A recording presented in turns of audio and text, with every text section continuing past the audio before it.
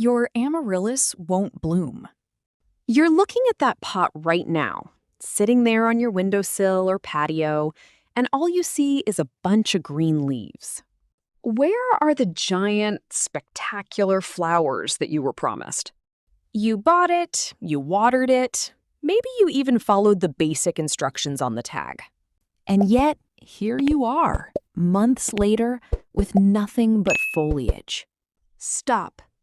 I have something to tell you. It is not your fault, but you are likely making a hidden mistake right now, this very summer, that is actively preventing your amaryllis from ever blooming again. And the worst part? Nobody told you about this? Most gardening channels focus on what to do in December, when the bulb is already sold. But the secret to a blooming amaryllis isn't what you do in winter. It's what you do right now. In this video, I'm going to reveal the #1 mistake that kills the blooming potential of an amaryllis. We are going to go through the biological cycle of this plant, so you can understand exactly why it's behaving this way. And I'll give you a simple 3-step summer protocol to ensure that when winter rolls around, you won't just have leaves, you'll have flowers that will make your neighbors jealous. First, let's clear up a massive misconception. Most people treat the amaryllis like a seasonal decoration. You buy it for Christmas, it blooms for a few weeks, and then, when the flowers fade, you think the plant is done. You might even throw it in the trash or tuck it away in a dark closet, thinking it needs to sleep. This is the first and most fatal mistake. An amaryllis is not a disposable decoration. It is a living, breathing, photosynthetic machine. Think of the bulb as a battery. Right now, your bulb is empty. It spent all its stored energy to push up those flowers you saw in the winter. It gave everything it had to look beautiful for you. Now it is exhausted. It is a flat, drained battery. If you leave it in the dark, or if you neglect it because it's not blooming, that battery will never recharge. And a drained battery cannot produce flowers. It is physically impossible.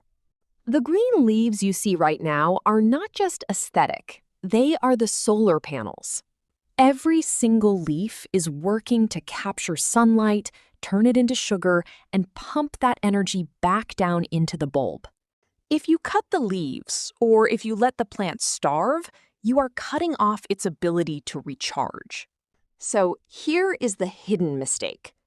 Most people keep their amaryllis as a houseplant, tucked away on a shelf or in a corner where it gets filtered light. They think, well, it's a bulb, it doesn't need much. But in its natural habitat, the amaryllis grows in environments where it gets significant light to fuel its growth. By keeping it in low light, you are essentially starving your plant. You're telling your bulb to survive, but not to thrive. To get that massive, trumpet-shaped bloom next season, you need to change your perspective. You need to stop viewing this as an indoor winter flower and start viewing it as a summer athlete. So, what is the summer protocol? What should you actually be doing today? Step 1 is light. If you have any outdoor space, a porch, a balcony, or a garden, take your amaryllis outside. But wait, do not just throw it into direct, scorching noon sun immediately, or you will burn the leaves. You need to harden it off. Place it in a spot that gets bright, indirect light for a week, and then gradually move it to a spot with morning sun and afternoon shade. The goal is to maximize photosynthesis. The more light those leaves get, the more battery is stored in the bulb. Step 2 is feeding. You can't expect a plant to build a massive flower bud on water alone. It needs nutrients. During the summer, while the leaves are active and green, you should be using a balanced, water-soluble fertilizer. Use a 10-10-10 or a slightly higher phosphorus fertilizer to encourage root and bulb development. Apply this every 2 weeks. Think of this as the fuel for your battery.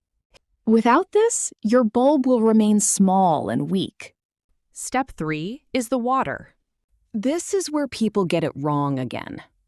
They either overwater, causing the bulb to rot, or they underwater, causing the leaves to wilt and stop working. Your amaryllis needs moist soil, but not soggy soil. Let the top inch of the soil dry out before you water again. Stick your finger in the pot. If it's dry, water it. If it's damp, walk away. Now, let's talk about the timeline. We are in the growing season. Your job is to keep those leaves healthy for as long as possible. If a leaf turns yellow, that's natural. The plant is reabsorbing the energy. But if the leaves are green, treat them like gold. You can't. Do not braid them. Let them do their job. As we move toward the fall, the strategy will change. In the autumn, as temperatures drop and the days get shorter, that's when you need to trigger the dormancy. That is when you stop watering and stop fertilizing, allowing the plant to naturally dry back. But we have a lot of time between now and then. For the next few months, your only goal is sunlight, food, and water. If you do this, if you treat the bulb like a battery that needs recharging, I promise you, you will see a massive difference. You will notice the bulb physically growing in size. A larger bulb means a larger, more vigorous flower spike. It really is that simple, yet so many people miss it because they don't understand the cycle. I know that waiting for winter can feel like a long time. It's hard to look at a pot of green leaves and imagine the vibrant red, pink, or white flowers that will eventually come out of it. But gardening is an exercise in patience. It is an investment. You're investing in your plant's health today so that you can enjoy the reward later. If you have an amaryllis that hasn't bloomed, let me know in the comments. Are you keeping it indoors? Have you tried moving it outside? I want to hear about your experience. And if you found this video helpful, please hit that like button and subscribe. It really helps the channel grow, and it tells me that you want more of these deep dive plant care secrets. Stay patient, keep those leaves green, and get ready for the most spectacular blooms you've ever seen this coming winter. Thank you for watching, and I'll see you in the next video.